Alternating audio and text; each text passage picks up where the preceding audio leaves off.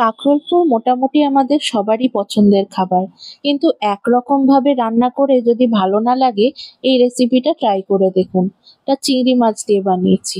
চিংড়ি মাছটাকে প্রথমে ভালো করে পরিষ্কার করে নুন হলুদ আর লঙ্কা গুঁড়ো মাখিয়ে রেখে দিয়েছি।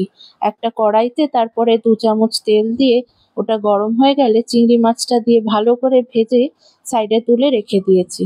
কাঁকরোলের এটাকে পিছনটা ভালো করে পরিষ্কার করে প্রেসার কুকারে 2টো সিটি মেরে সিদ্ধ করে নিলেই হবে। এরপরে আমরা একটা চামচ দিয়ে ভিতর থেকে শাঁসটা বার করে কাঁকরোল পুরের জন্য ওটা পরিষ্কার করে নেব। তারপরে যে শাঁসটা বার করেছিলাম সেইটা, চিংড়ি মাছ, 2 থেকে 3টে কাঁচা লঙ্কা, সর্ষে আর পোস্ত দিয়ে একটা ভালো করে পেস্ট বানিয়ে নিতে হবে।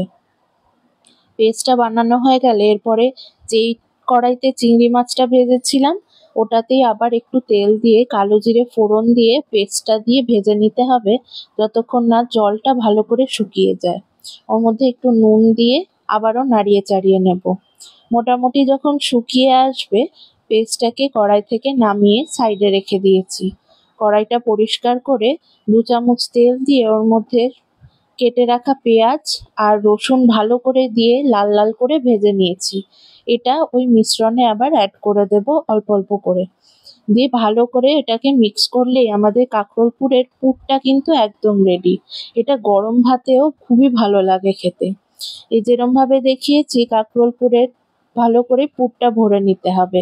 আমি এখানে ময়দার একটা ব্যাটার বানিয়েছি, একদম সিম্পল, নুন হলুদ আর লঙ্কা গুঁড়ো আর একটু কালো জিরে ফোড়ন দিয়ে ময়দা আর জল দিয়েই হবে।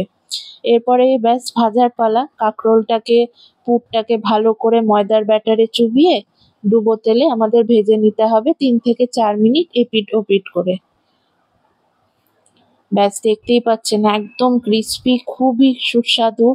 গরম ভাতের সাথে একটু লেবু চিপে একদম জমে যায়।